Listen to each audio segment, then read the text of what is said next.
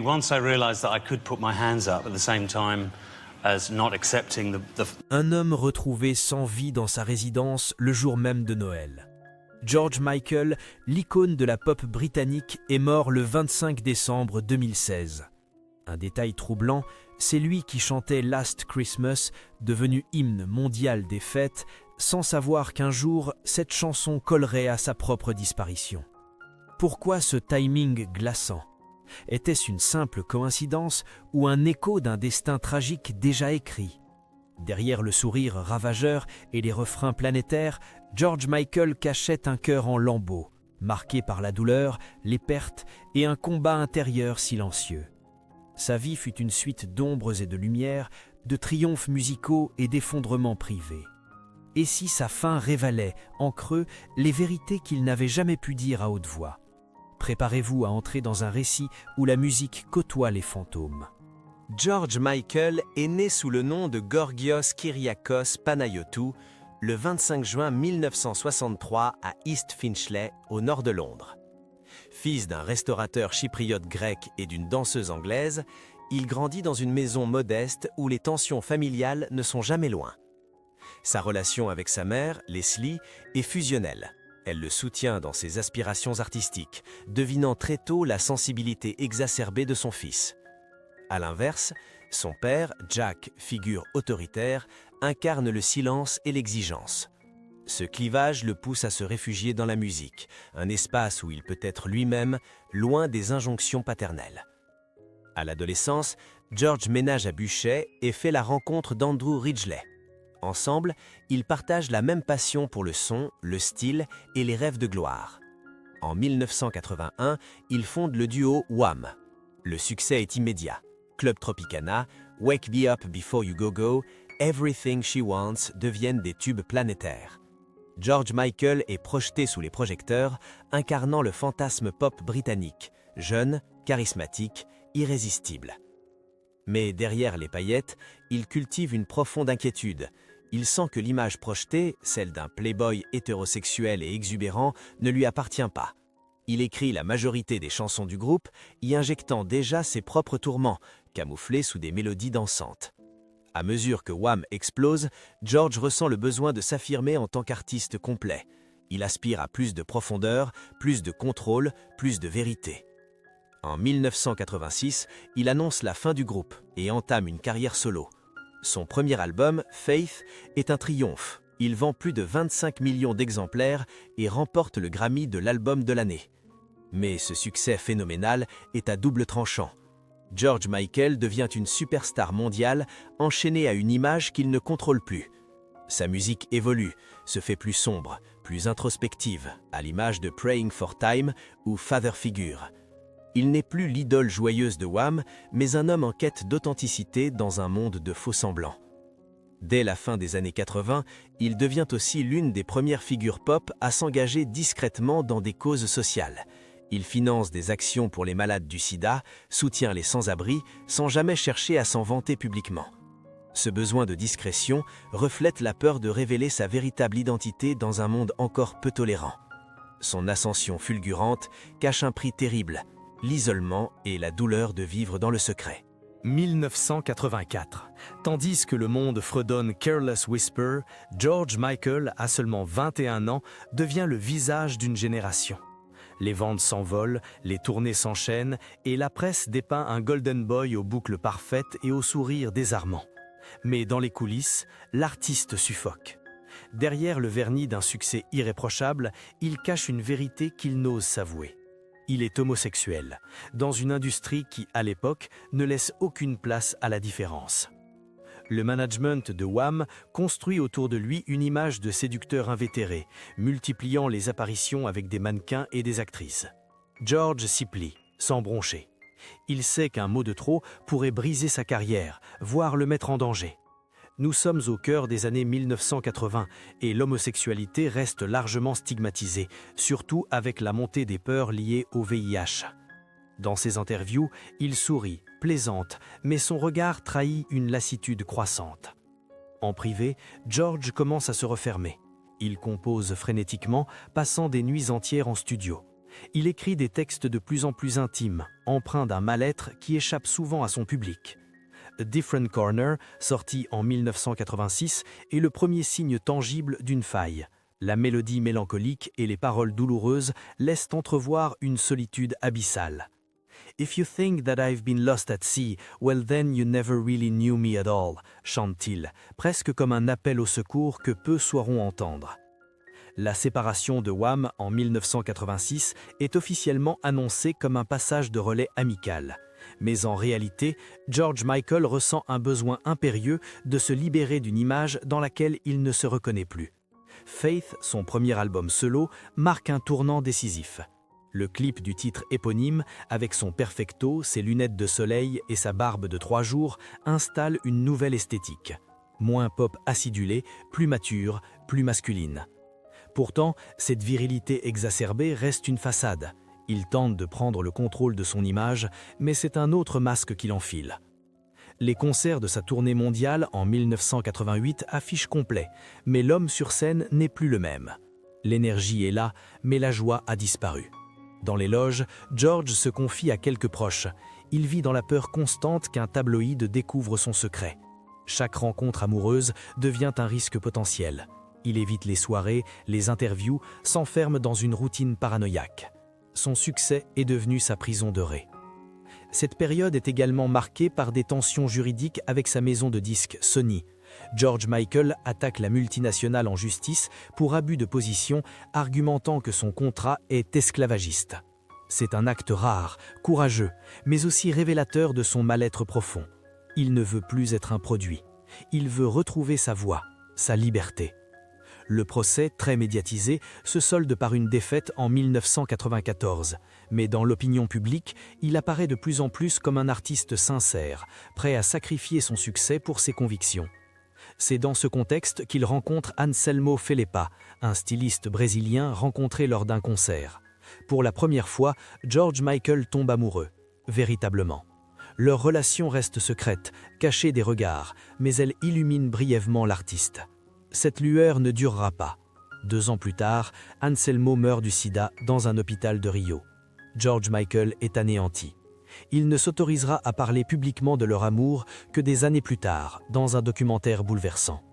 Ce chagrin marque un avant et un après.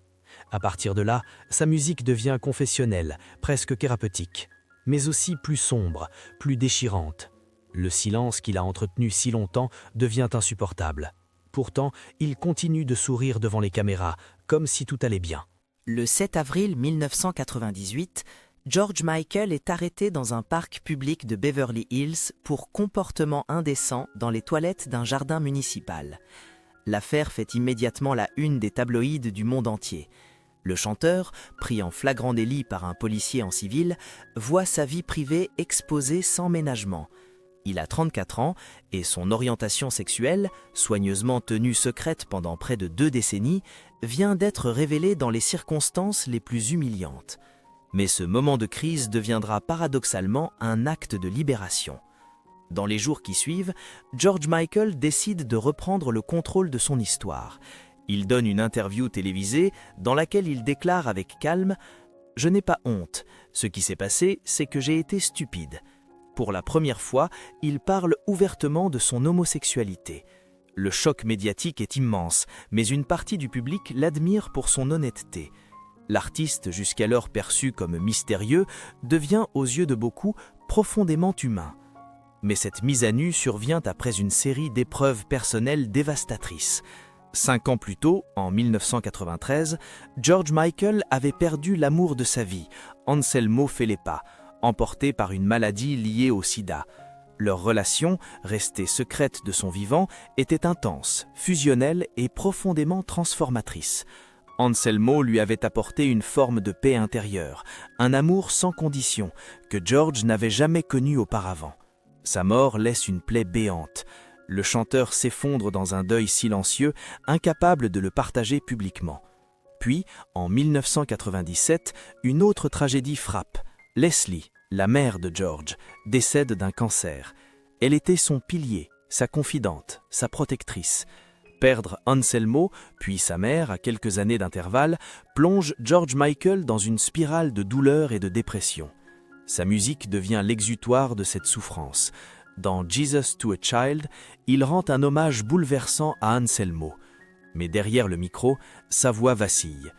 Ces deuils successifs, combinés à l'explosion médiatique du scandale de 1998, brisent définitivement les barrières que l'artiste avait érigées entre sa vie publique et son intimité. Il choisit d'assumer pleinement son identité. Il devient l'un des rares artistes de sa génération à défendre ouvertement et avec dignité les droits des personnes LGBTQ+, tout en restant actif dans l'industrie musicale. Pourtant, la guérison reste partielle. George Michael s'enfonce progressivement dans l'ombre. Il multiplie les consommations de cannabis, puis d'autres substances. En 2006, il est arrêté pour conduite sous l'influence de drogue. En 2010, il passe 4 semaines en prison pour des faits similaires. Chaque rechute est largement relayée par la presse britannique qui semble prendre un malin plaisir à documenter sa chute. Mais l'artiste refuse de se poser en victime. Dans ses interviews, il parle ouvertement de ses addictions, de ses fragilités, de ses blessures encore ouvertes. Il ne cherche plus à se justifier, seulement à être compris. Il compose de nouveaux morceaux, moins commerciaux mais plus profonds, comme Patience ou December Song, où perce une mélancolie douce amère. En 2011, George Michael est hospitalisé en urgence à Vienne pour une grave pneumonie. Il est plongé dans un coma de plusieurs jours.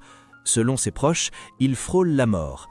Lorsqu'il revient à la vie, amaigri et affaibli, il déclare devant les caméras « C'est un miracle que je sois encore là ». Cette expérience frôle une révélation spirituelle. Il envisage même d'écrire un album entièrement consacré à cette renaissance, mais le projet n'aboutira jamais. Les dernières années de sa vie sont marquées par un retrait progressif de la scène. Il vit reclus, souvent entre Londres et sa propriété de Goring-on-Thames dans l'Oxfordshire. Il reçoit peu de monde, mais reste généreux dans l'ombre. Après sa mort, plusieurs associations révèlent qu'il avait discrètement financé des hôpitaux pour enfants, aidé des mères célibataires, soutenu des lignes d'écoute pour les adolescents en détresse. C'est cette dualité entre les tumultes publics et les gestes silencieux de compassion qui rend George Michael si fascinant. Il n'était pas un saint, il le disait lui-même, mais il cherchait inlassablement une forme de paix intérieure. Et dans cette quête, il a touché, sans le savoir, de millions d'âmes. Dans les dernières années de sa vie, George Michael développe une hypersensibilité quasi mystique au monde qui l'entoure. Plusieurs proches affirment qu'il ressentait des présences, comme si les douleurs du passé s'étaient transformées en énergies invisibles, omniprésentes. Certains parlent d'une connexion étrange avec le deuil, la mort, l'intuition. Après sa sortie du coma en 2011, il confie à un journaliste allemand « J'ai vu ma mère, elle m'a dit de revenir ». Il ne précisera jamais s'il s'agissait d'une hallucination ou d'une expérience spirituelle, mais ses paroles marquent les esprits. Physiquement affaibli, il continue pourtant de composer, parfois jusqu'au petit matin, enfermé dans son studio. Il écrit seul, entouré de carnets, d'encens et de photos anciennes. Son équipe rapporte que ses humeurs étaient instables. Des phases de silence total pouvaient succéder à des élans de générosité débordante. À la fois lucide et fragile, il disait souvent « Je ne sais plus qui je suis sans la douleur ». Ses amis intimes, rares mais fidèles, parlent d'un homme profondément affectueux, capable de gestes bouleversants, mais aussi en proie à une angoisse constante. Il portait le monde sur ses épaules, surtout les blessures qu'il ne pouvait pas guérir, confiera l'un d'eux après sa mort. Certains membres de son entourage tentaient de le convaincre de suivre une thérapie plus intensive, mais George craignait d'être réduit à ses traumatismes. Malgré sa vulnérabilité, il restait animé d'un besoin viscéral de protéger ceux qu'il aimait. Il envoyait anonymement de l'argent à des familles en détresse, offrait des vacances à des infirmières épuisées, appelait tard le soir des amis déprimés pour les rassurer.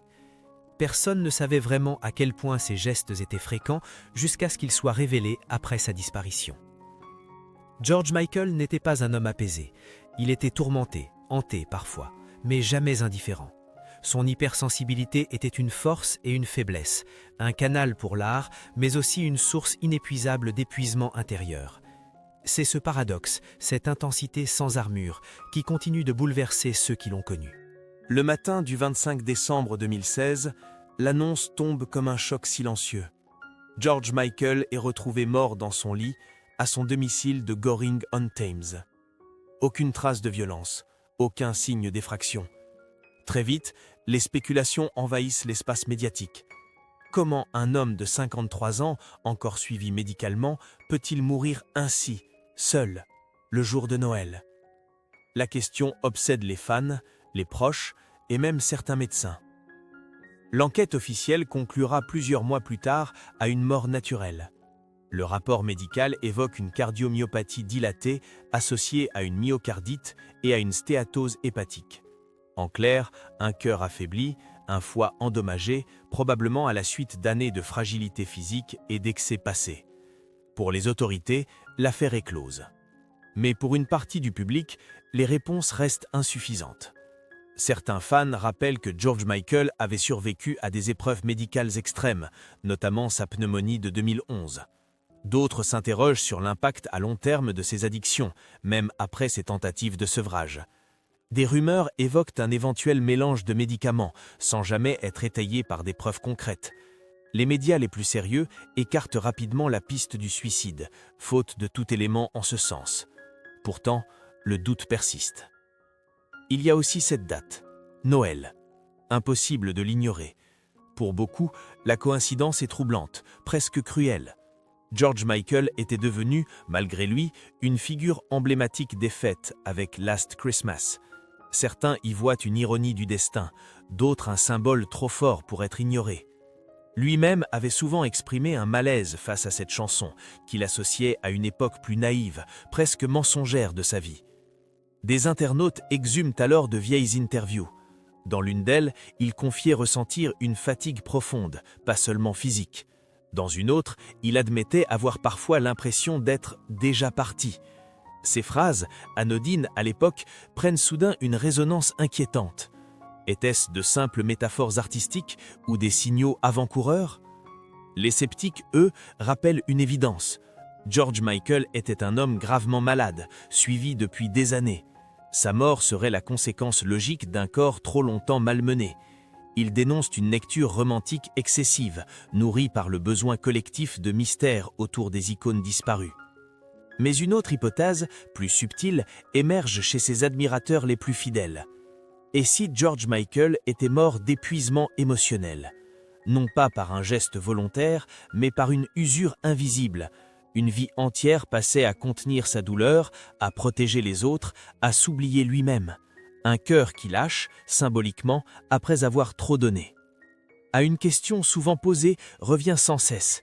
Si George Michael était un visionnaire, un homme si intuitif, pourquoi n'aurait-il pas anticipé sa propre fin? Certains répondent qu'il l'a peut-être fait, non pas par des mots clairs, mais par des silences, des retraits, des chansons aux allures d'adieu voilées, comme si l'artiste avait senti que le temps lui échappait, sans jamais vouloir l'énoncer frontalement. La vérité, aujourd'hui encore, oscille entre le médical et l'émotionnel.